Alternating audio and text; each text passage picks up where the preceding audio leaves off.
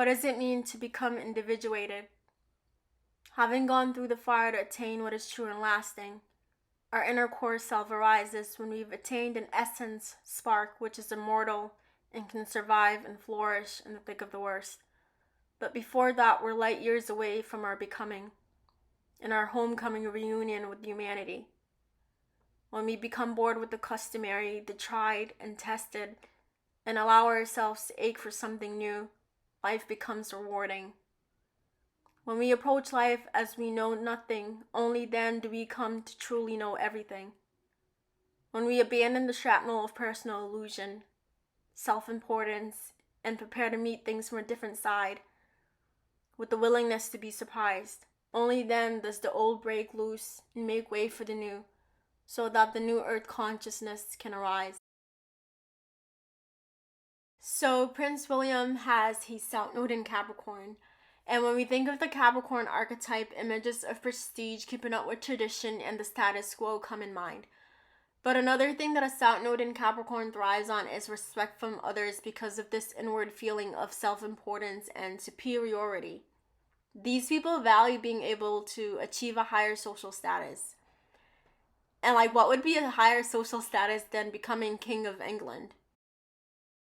So inevitably, William's whole identity became centered around not only becoming king one day, but also the sense of respect and admiration that came with it. While on the other hand, you have Harry, who has a lot of mutable energy, so he was able to easily welcome the idea of change and departure from the monarchy. And also aside from the mutable energy, Harry has his Lilith in Aries, and if there's anything to know about Aries is that they have an immense awareness of their own individuality. Aries doesn't do well with group mentality and following the status quo and fitting in just to fit in. So I think of the two brothers, because of the Capricorn influence, William had an easier time following protocol and putting on the right social image, whereas Harry became known as the rebel because he didn't easily conform.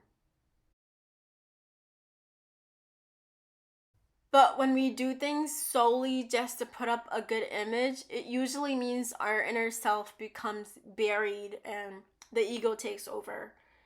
And it is a dangerous and lonely place to operate solely from the ego. The airing of the Panorama interview and Oprah interview of Harry and Meghan were not only traumatic to the monarchy, but to William as well. Because the case with South Node in Capricorn is that they don't have a definitive sense of self.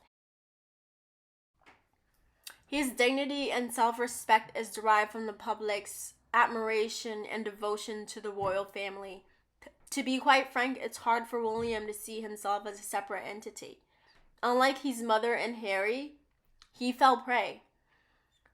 The late princess had a ton of Leo and Cancer in her chart amongst others, and this is why not only was she seen as a threat, but she was able to break away. It's a similar story with Harry because his Lilith is in Aries, and both Aries and Leos are signs known for complete autonomy and the ability to break away from what no longer serves and to be their own champions. So Kate Middleton also shares the South Node in Capricorn with William.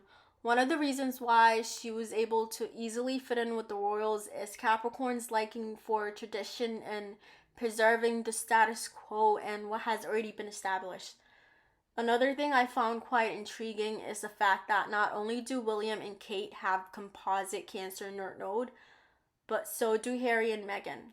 With both couples, although their Capricorn South Node gifted them the ability to organize and lead different humanitarian organizations, it's actually quite important for them to foster and nurture their familial bond. It would be in their soul's best interest to foster the spirit of family and belonging. Their node in Cancer is requiring them to step out of the cold and into the warmth of belonging and having an innate sense of worthiness, even in a world where no such thing as royalty existed. Their node in Cancer reminds us that we are lovable. We are more than a preconceived image. With the North Node in Cancer taking care of our inner self, the one inside that has a voice, heart, and soul, and doesn't care for admirers becomes of utmost importance. Our sense of inner strength and inner truth is what truly upholds us. When we rely on external feedback for our worth and merit, that's when we start to bury the inner self that already knew of our invaluableness.